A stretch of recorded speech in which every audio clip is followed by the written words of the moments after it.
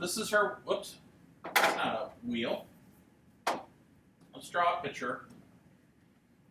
She's got a bike that has a 13-inch diameter or 13-inch radius? Radius. That has a 13-inch radius.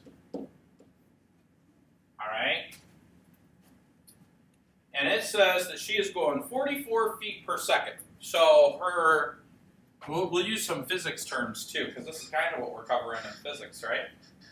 It says that her tangential speed, or velocity, is 44 feet per second. Okay? And we want to convert that to her revolutions per minute. So this, somewhere down at the bottom, or somewhere, we got to figure out what her revolutions per minute are. Okay? Well, what's one revolution with regards to our angle theta?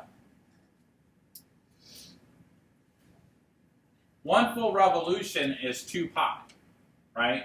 So we're going to do some calculations with theta, and we're going to focus on 2 pi, one revolution.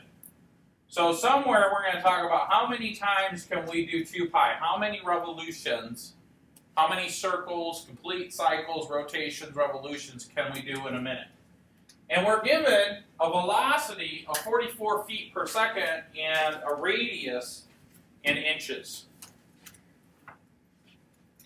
Now there's lots of ways that I could approach this problem. We're going to use the physics term. Does anybody remember the relationship between angular velocity and tangential velocity? Do you guys remember that? We say that the angular velocity is equal to the tangential velocity divided by the radius. Okay? Now, the only thing is that we need to do some conversions.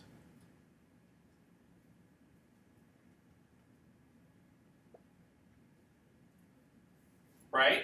So I have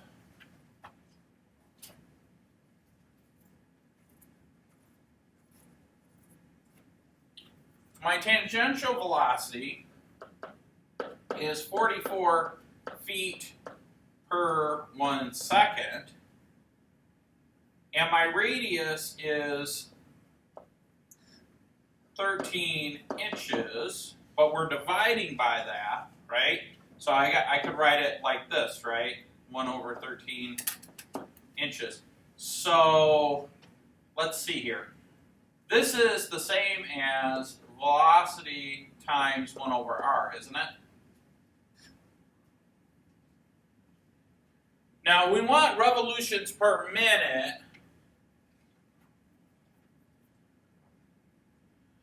So my tangential velocity has to be converted to revolutions. All right. So let's deal with one thing at a time. So this 44 feet per second needs to be inches per minute. Do you guys agree with that? Or the inches need to be converted to feet. So what I think I'm going to do is I'm going to do some conversions.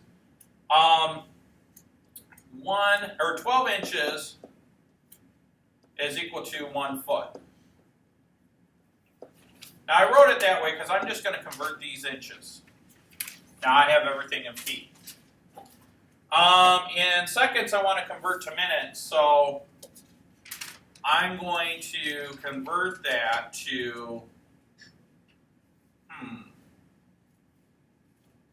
what can I convert that to? Minutes, right? So I'm going to say 60 seconds is equal to 1 minute. Now I had to be careful as I thought that through because I want revolutions per minute, and right now I have feet per minute. And we'll talk about that in a second. So let's do that. So we've got 44 times 12 times 60 divided by 13. So we're going to say 44 times 12 times 60 divided by 13. And I get 2,436.92. We're not quite done. To be honest, Mr. Adams just kind of ran out of room on his whiteboard. 36.92 Now, when we do the cancellation for our dimensional analysis and our dimensions, what we're left with is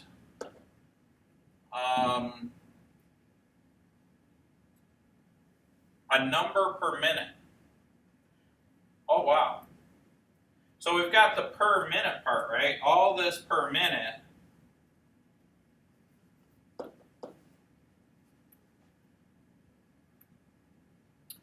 And we need to do something with 2 pi. Really what we need to do is multiply this by 2 pi.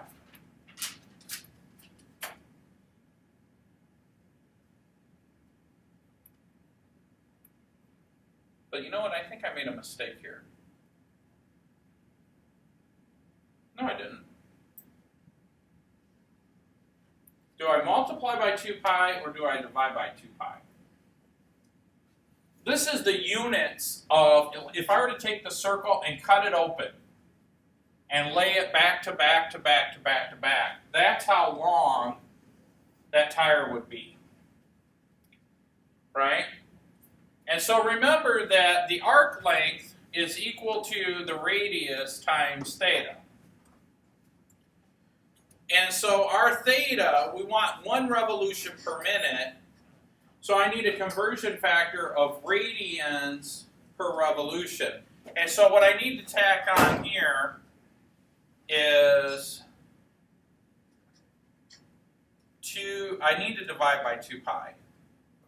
So if I say 2 pi radians, and then I have my 1 revolution on top, then what I end up with, if I divide this by 2 pi, I should get my RPMs. So if I say if I take my answer and divide by 2 times pi, I get 387.84.